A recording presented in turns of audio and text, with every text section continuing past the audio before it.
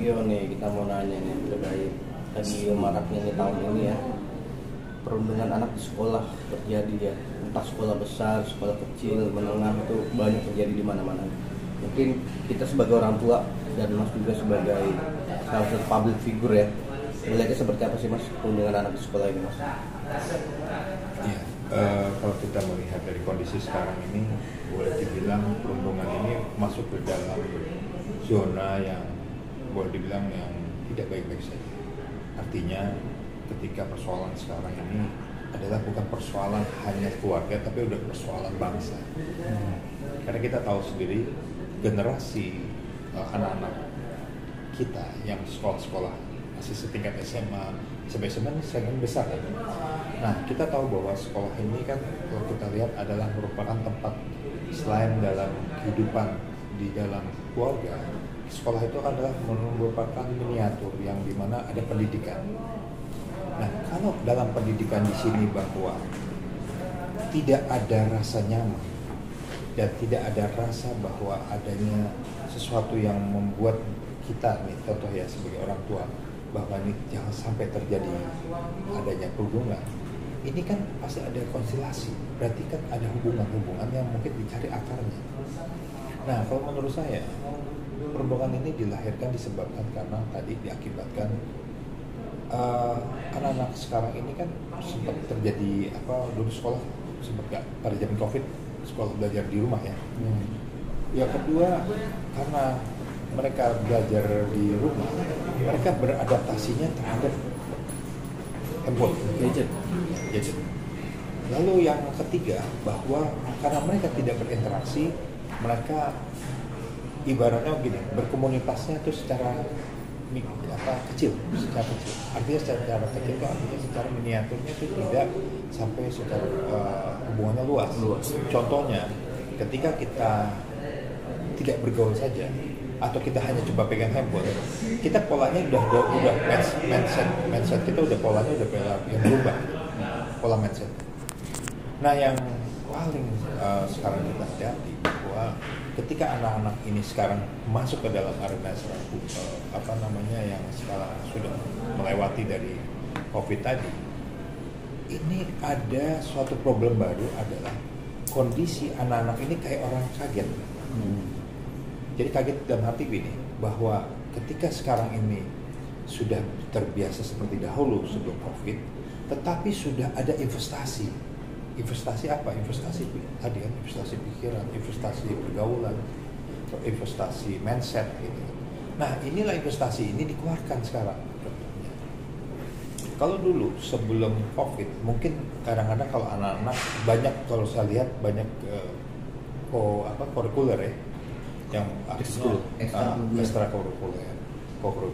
Tapi kalau sekarang saya perhatikan itu lebih skopnya lebih pendek dan sedikit kecil. Nah, akhirnya ruang-ruang inilah anak-anak ini masuk. Wah, ini nggak ada tempat hobi kita, terus tidak bisa disalurkan. Karena tadi kan biasa sudah COVID belajar di rumah, di bawah handphone, terus tiba-tiba kaget sosialisasi, ya. Di situ artinya bahwa mereka sebenarnya belum siap. Itu sih. Oke. Tapi kan banyak Mas.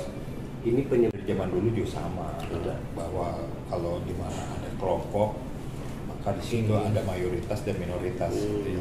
Sama aja kalau kita berkelompok itu kan selalu tidak semua circle itu dianggap sebagai yang sama. Kalau orang sudah menjadi oposisi atau ada barrier atau ada sekat-sekat, itu pasti orang tersebut jadi proyeksi. Contohnya kita sudah ada istilahnya kalau di dalam kelompok itu kan ada brotherhood. Nah, ketika sudah ada masuk brotherhood, masuk dalam suatu kelompok yang sifatnya tadi entah dia masuk ke dalam geng, ini lebih zonanya lebih kuat secara psikologisnya. Tetapi kalau yang di keluar brotherhood berarti tidak sama. Nah, di sini ada dimulainya. Apalagi orang ini mempunyai refleksi, punya kelebihan. Apakah orang itu ganteng, apakah orang itu anak orang kaya, apakah itu orang yang culun, ataukah orang itu yang macam-macam. Nah, di sini akhirnya perundungan lahir. karena tidak brotherhood. Nah kalau sudah tidak brotherhood ini, maka orang ini akan menjadi proyek setan. Apalagi anak ini membuat masalah terhadap salah satu kelompok tadi. Ini sebenarnya dahulu juga sama, tetapi kalau sekarang ini lebih frontal menurut saya. Jadi kalau zaman dulu juga bahwa kalau misalnya dia nyentil satu geng, dia pasti akan dikeroyok gitu kan istilahnya, atau dibully entah apalah. Tapi kalau sekarang tidak, kalau dia nggak bisa punya standar masuk geng aja itu, atau punya syarat satu masuk gengnya nggak bisa memenuhi, itu juga akan di perundungan. Nah ini yang sebenarnya yang menjadi tanggung jawab itu siapa? Nah ini kan kita sebagai orang tua, kita sangat takut gitu ya terhadap bagaimana ada anak-anak kita yang tidak masuk kelompok tersebut. Mungkin apakah anak kita nanti kalau dibully masih mending, kalau terjadi perundungan secara fisik, nah akan mempengaruhi psikosomatik ke depan. Karena kalau sudah masuk psikosomatik ini akan terjadi dampak-dampak yang akan menjadi salah satu tadi investasi pikiran. Nah investasi ini dibawa sampai ke depan, sampai dia mungkin usianya nanti sampai tua ada terjadi disebut traumatika gitu. Nah mas, ya justru yang terjadi akhir-akhir ini banyak ini perundungan secara fisik ya. Nah, apa sih yang mereka cari gitu? Apakah kekuasaan, apa jati diri ini membuktikan gue ini super power atau gimana mas? Dalam usia anak-anak sekarang remaja ya, dari usia 16 tahun sampai umur 20 tahun itu lagi menunjukkan pertama eksistensi, menunjukkan bahwa sifat bahwa dia mampu, apa katanya dia serba bisa dan gue lebih tahu daripada lu, itu bahasa manusia. Dan yang ketiga, rasa persaudaraannya lagi kuat, sesama emosional itu maksudnya sesama yang circle-nya sama. Nah coba kita lihat orang-orang yang masuk di dalam suatu kelompok ini, itu kalau sekali disentuh, waduh semuanya udah rasanya udah kayak sama digebukin gitu. Misalnya satu disentuh, kayaknya seakan-akan semuanya digebukin. Lalu yang kedua, dia merasa apa? Gue yang benar kok. Nah, egosentrik ini dibangun karena tadi kalau kita lihat dari umur tadi, memang mereka lagi mencari eksistensi, pengakuan jati diri. Apalagi pengen tampil, ya kan? Nah, karena tampil inilah menjadi salah satu. Di situ ada sebenarnya saya lihat orang-orang yang memang mempunyai ada, ya boleh dibilang kalau dibilang ada komando juga gitu, sistem komando. Karena kalau kita punya aturan, ada aturan, ada komando. Contohnya gini, kita masuk geng, ini aturannya lu gini. Kalau lu nggak ikut, siapa yang atur ini siapa nih? Pasti ada komando nih. Nah itulah yang terjadi perundungan. Nah, cara mengatasi bila anak, kau kan punya seorang putri juga ada dewasa ya, mengatasi pendekatan seperti apa agar anak itu bisa mengatasi sebuah bulian di sekolah terhadap kakak seniornya kayak gitu, gimana cara mengatasi itu? Yang pertama adalah begini, bagaimana anak ini kita ajak membangun dialogis. Dialogis bukan sebagai orang tua anak. Kalau orang tua anak pasti juga punya rasa ingin sungkan dengan cinta orang tua. Rata-rata anak tidak langsung bicara sama orang tua, dia bicara sama teman, bicara paling ya, atau pansos atau curhat. Nah, gimana caranya kita masuk segmentasinya itu pas? Contohnya, ketika terjadinya anak kita katakanlah dibully gitu ya, itu sebaiknya kita cuma cerita, bukan pertama anak ini tidak bila dijudge, dikata ada suatu hal atau ancaman, kamu itu makanya jangan seperti ini. Nah, itu nggak boleh tuh anak sekarang. Atau anak ini makanya kamu tuh salah, selalu menyalahkan. Gimana mau cerita selalu disalahin dulu. Tapi kalau cerita kita, lalu dia pasti akan masuk ke dalam tadi emosionalnya. Contoh, saya dulu waktu SMA pernah begini loh, dulu aku tuh pernah gini. Iya tuh, aku juga pernah begitu. Kenapa ya? Aku juga pernah, aku ngerasain banget yang sekarang ini kok sama ya aku. Nah, itu akhirnya menjadi dialogis kan. Nah, ketika ada dialogis, akhirnya menjadi suatu baru kita memberikan suatu kontribusi pemikiran untuk bagaimana mencegah. bagaimana menjaga, lalu menguatkan mental. Mencegah, menguatkan mental. Nah, menguatkan mental ini dibangunnya adalah bagaimana kita, pertama yang bicara adalah tentang spiritual. Apa spiritual? Kalau kita bicara tentang anak sekarang, itu tidak bisa bicara secara dogmatis. Agama langsung, nggak bisa. Bisa. Tapi secara yang kita bicarakan bahwa manusia diciptakan oleh Tuhan, Allah Subhanahu wa Ta'ala, itu seperti apa sih sebenarnya?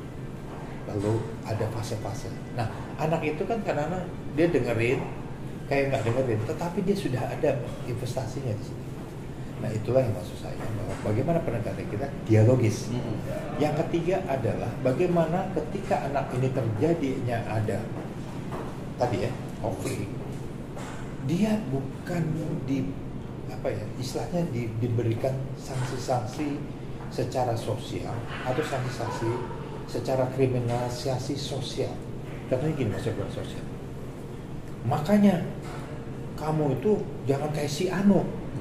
Kamu nurut, kalau enggak kamu jadi dia. Itu kan secara udah menganggap dirinya bahwa sudah ada prejudis ya. Orang kalau sudah dituduh, itu dia akan menjadi dirinya apakah benar atau tidak. Agar tidak akan percaya diri. Itulah yang tadi saya maksud bahwa perlunya ada dialogis, interaksi antara orang tua dan anak. Terakhir, berarti fenomena ini kan nggak pernah kita temui di era-era dulu Mas ya. Justru era-era sekarang lebih banyak. Era dulu kan mungkin lebih tawuran kelompok dengan kelompok, terus sekarang kelompok dengan satu orang. Nah, mungkin penyebab utamanya apa sih dari kacamata Mas Gion? Penyebab utamanya? Triggernya adalah bagaimana ada di dalam boleh dibilang ada di dalam komunitas mereka itu ada superior dan inferior. Ada yang kuat, ada yang lemah. Orang yang merasa kuat itu rata-rata, pertama kuat macam-macam, kuat ekonomi, orang kaya, kuat dalam ilmu, pinter, dia sekolahnya pinter, dia kuat secara fisik, badannya gede, gitu kan?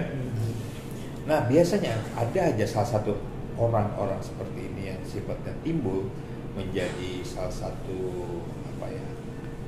boleh dibilang ikon di dalam satu komunitas tadi. Itu pasti orang membentuk suatu koloni apa? Membentuk suatu bentuk.